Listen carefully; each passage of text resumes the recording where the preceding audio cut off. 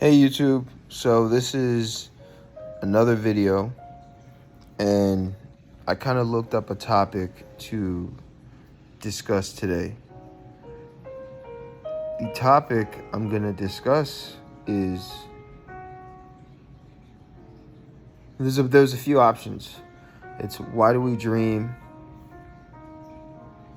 But right now, the thing that's really resonating with me and on my mind and heart to discuss is, do we need peace? Do we need war? Can there be peace without war? Which is a very interesting question. And there's a bunch of different ways to really approach it, right? Because first we have to define what is peace.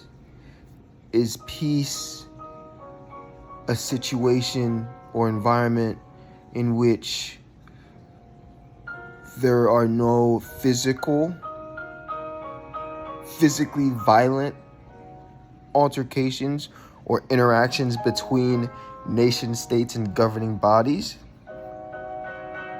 Is it only limited to the physical realm?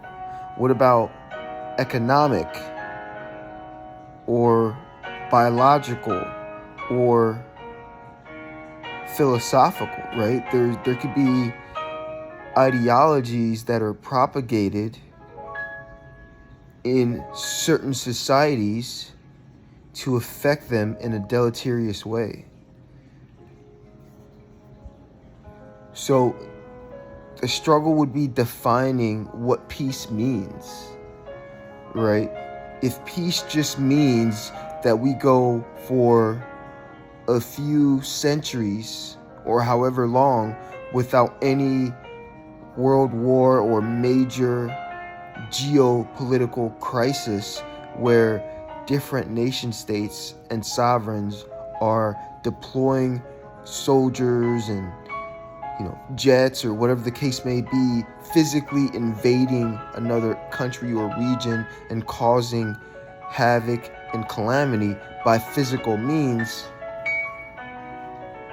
So under that presupposition, I would say that I don't see how you could have that type of peace, at the very least, without the potential or the option for war being on the table.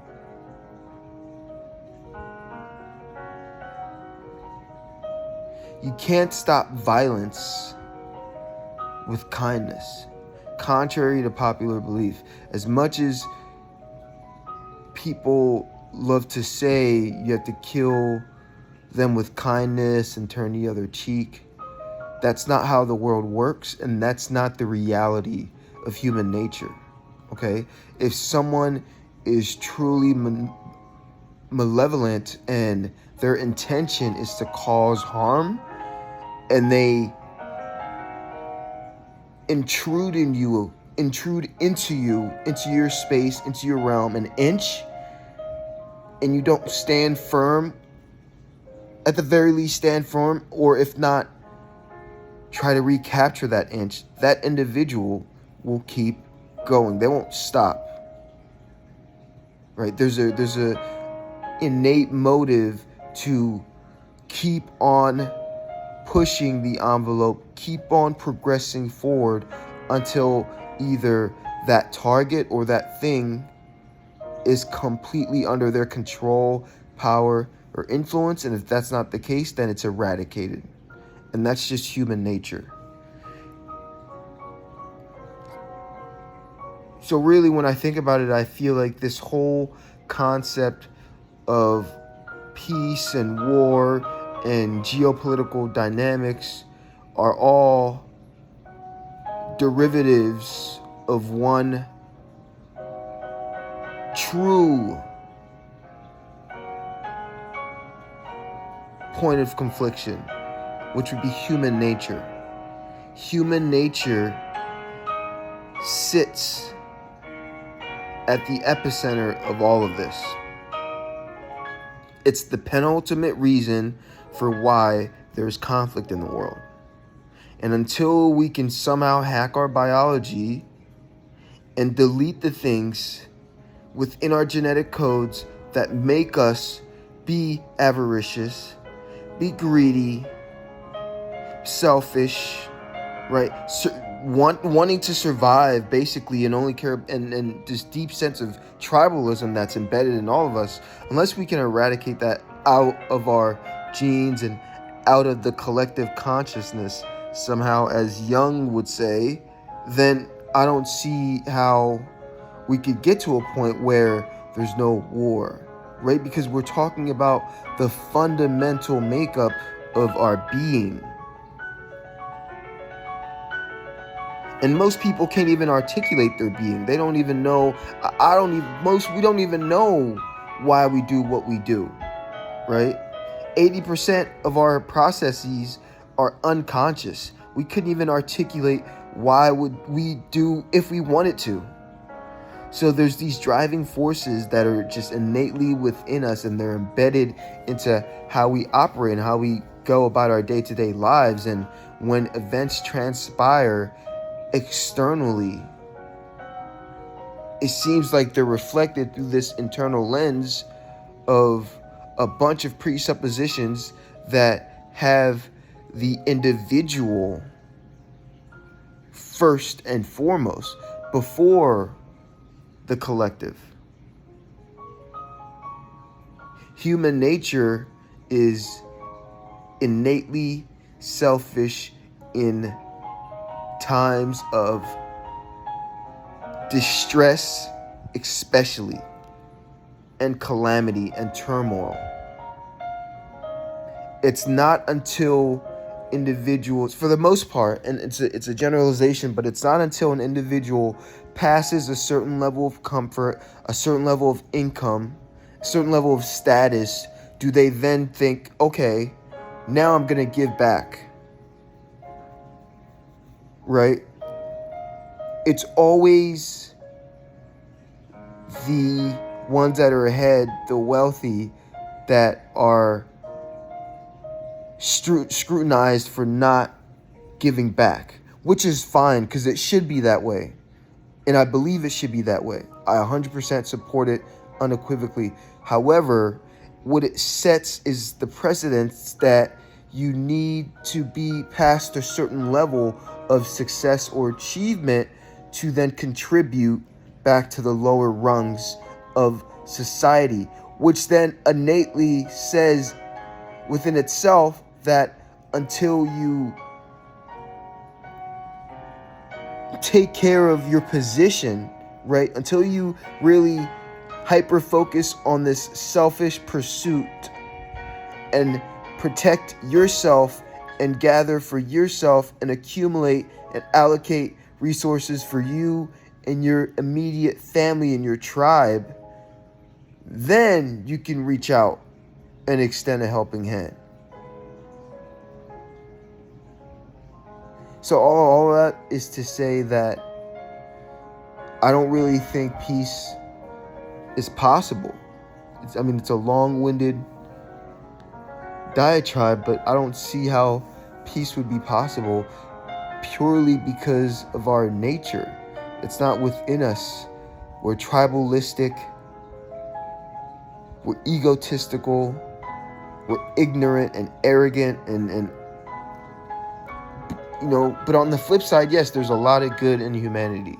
100%. I'm a firm believer of the good, of the light in humanity. At heart, I'm an altruist. That's the lens by which I view the world. I'm glass half full. But to sit here and say that peace, general peace, is possible, at what extent? The only way general peace would be truly applicable would be under some type of authoritarian, weird societal structure where we're all automatons and there's no sense of free choice and free will. Everything is completely equal and governed strictly by a ruling power, by a central power. everything is distributed equal, from food to everything, all of it. And then that would be dangerous, because everyone knows that absolute power corrupts absolutely. Right? So now you're putting individuals with the same flaws that we just discussed, that is completely innate about human nature, that is as inextricable as water is from the earth, right? Without water on the earth, there is no earth. There is no life as we know it. So these things are not mutually exclusive. Not at all. So I just don't see it happening. And maybe we don't need peace per se. Maybe peace is overrated. Right? Maybe we just need progress within the system, safety in the system, but enough entropy that the system does not get eroded. Right? Every now and then we need a stress test. That's not to advocate for death or war or destruction, but it seems to me that we humans,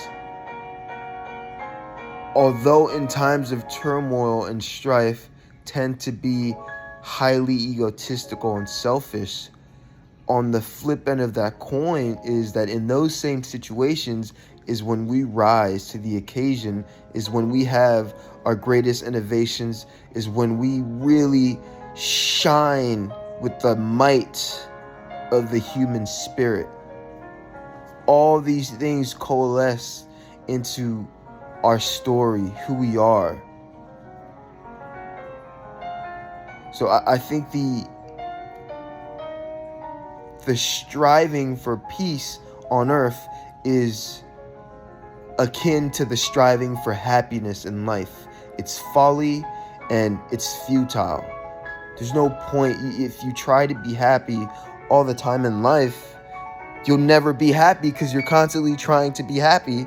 So then you're going to be trying to do the thing that is a byproduct of doing things. Right? You're not going to be happy by trying to be happy. You only be happy by living your life and doing the things that you know you should be doing, and then happiness is a byproduct. And even at that, it's not a long-lasting byproduct. Okay? It's got a half-life, and it's fleeting, and it comes in waves, and it's volatile throughout your life. There's periods of times where you won't be happy, per se. There's periods of times where you will be. But then you also experience joy and sadness and all the ranges of emotions, and it's what makes being human so exquisite. It's the spice of this experience, truly. So I think peace on earth